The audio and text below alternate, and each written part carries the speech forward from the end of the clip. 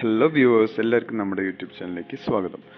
നമ്മളിന്ന് എന്താ പറഞ്ഞു വെച്ച് കഴിഞ്ഞാൽ നമ്മുടെ വാട്സപ്പ് എങ്ങനെ സെക്യൂർ ആക്കാം, മോസ്റ്റ് സെക്യൂർ ആക്കി വെക്കണം, അല്ലെങ്കിൽ എങ്ങനെ ഒരു തേർഡ് പാർട്ടി ആക്സസ് ഡിനൈ ചെയ്യാൻ പറ്റും, നമ്മുടെ ഫോണിലേക്ക് ഒരു തേർഡ് പാർട്ടി ആക്സസ് നമ്മുടെ അനുവാദം ഇല്ലാതെ എങ്ങനെ സെക്യൂർ ആക്കി വെക്കാം, ഒരാൾക്ക് നമ്മുടെ വാട്സപ്പ് പുറമേ നിന്ന് ആക്സസ് ചെയ്യാത്ത രീതിയിൽ എങ്ങനെ സെക്യൂർ ആക്കി വെക്കാം എന്നുള്ളൊരു ടെക്നിക്കാണ് ഇന്ന് നമ്മൾ പറയാൻ പോകുന്നത്.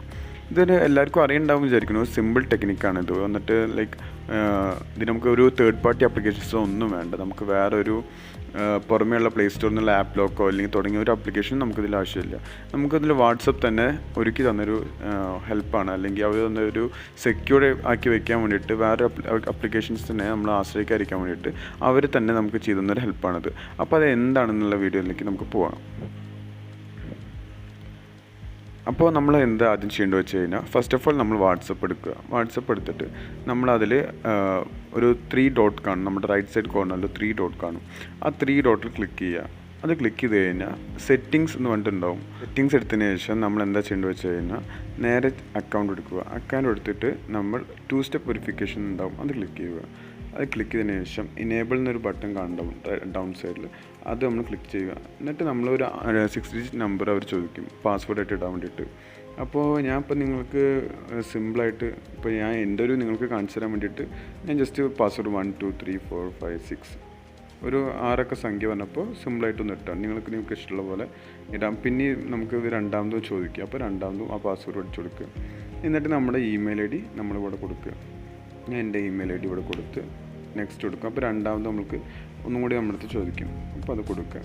ഇമെയിൽ ID എന്തിനാണ് വെക്കുന്നത് വെച്ച് കഴിഞ്ഞാൽ, നമ്മുടെ പാസ്വേഡ് അഥവാ നമ്മൾ മറന്നു കഴിഞ്ഞാൽ ആ മെയിൽ ID യൂസ് ചെയ്തിട്ട് നമുക്ക് പാസ്വേഡ് ചേഞ്ച് ചെയ്യാൻ പറ്റും.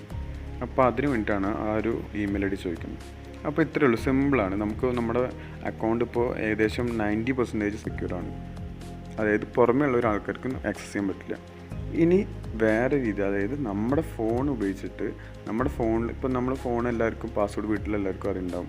ഇല്ലെങ്കിൽ പാസ്വേഡ് നമ്മൾ ഒഫീഷ്യൽ കാര്യങ്ങൾ വെച്ച് കുറേ ആൾക്കാർ ഇപ്പോൾ കുട്ടികളുള്ള ആൾക്കാരൊക്കെ ഉണ്ടാകും. അവർക്കൊക്കെ അവരുടെ ഫോണിൽ വാട്സപ്പ് ഒന്ന് സേഫായിട്ട് വെക്കാൻ പറ്റില്ല. കാരണം വെച്ചാൽ ഇത് കളിക്കും, ഇല്ലെങ്കിൽ അങ്ങനെ ഇനി മെസ്സേജ് ആയാലും അതിലേക്കൊക്കെ പോകും, വേറെ ആരെങ്കിലും യൂസ് ചെയ്യും വാട്സപ്പ്. അപ്പോൾ അതൊന്നും വേണ്ട, അതൊന്നും നമുക്ക് ഒഴിവാക്കാൻ പറ്റൊരു വിഷയമാണ്. അതെങ്ങനെ ഒഴിവാക്കുക വെച്ച് കഴിഞ്ഞാൽ, ഒന്നുമില്ല, ജസ്റ്റ് നമ്മളിപ്പോൾ ഇറങ്ങുന്ന എല്ലാം ഫോണിൽ ഫിംഗർ പ്രിൻറ്റ് വന്ന സംഭവമുണ്ട്. അപ്പോൾ ഫിംഗർ പ്രിൻ്റ് ഉള്ളത് നമുക്ക് വാട്സപ്പിൽ തന്നെ എനേബിൾ ചെയ്യാൻ പറ്റും. അതെങ്ങനെ വെച്ച് കഴിഞ്ഞാൽ, നമ്മുടെ സെറ്റിങ്സ് പോയിട്ട് അക്കൗണ്ട് എടുത്തിട്ട് ഈ പ്രൈവസി എന്നുള്ള ഓപ്ഷനിൽ മേലെ അത് തന്നെ ക്ലിക്ക് ചെയ്യുക. അത് ക്ലിക്ക് ചെയ്തതിന് ശേഷം ഏറ്റവും താഴേക്ക് പോയി കഴിഞ്ഞാൽ ഫിംഗർ പ്രിൻറ്റ് ലോക്ക് എന്നുണ്ടാവും. ആ ഫിംഗർ പ്രിൻറ്റ് നമ്മൾ ജസ്റ്റ് ഓൺ ചെയ്താൽ മതി. അത് ഓൺ ചെയ്ത് കഴിഞ്ഞാൽ നമ്മുടെ ഫിംഗർ പ്രിൻറ്റ് ക്ലിക്ക് ചെയ്യാൻ പറയും. അപ്പോൾ ഫിംഗർ പ്രിൻറ്റ് ക്ലിക്ക് ചെയ്ത് കൊടുക്കുക. ജസ്റ്റ് നമ്മുടെ ഫിംഗർ പ്രിൻ്റ് ഒന്ന് കൊടുത്താൽ മതി.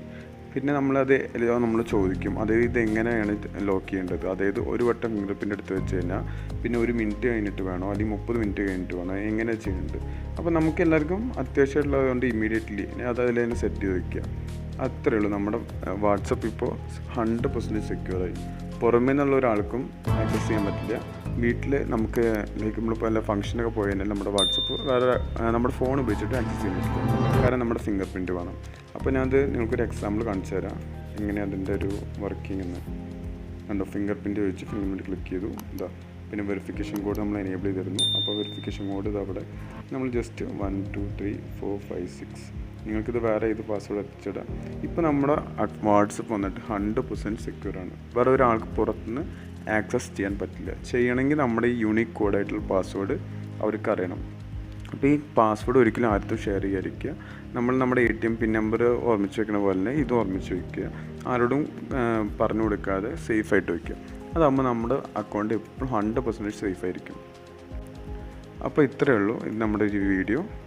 ഇപ്പോൾ വീഡിയോ കണ്ട എല്ലാവർക്കും താങ്ക് യു.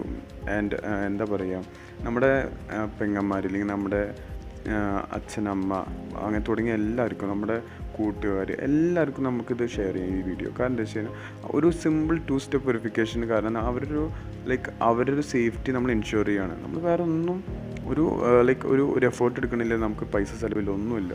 ജസ്റ്റ് അവർക്ക് ഈ ഒരു ഇൻഫർമേഷൻ നിങ്ങൾ ഷെയർ ചെയ്യുകയാണെങ്കിൽ അവർക്ക് നല്ലതാണ്. പിന്നെ അതുപോലെ നമ്മുടെ ചാനൽ ഗ്രോത്ത് ആവും.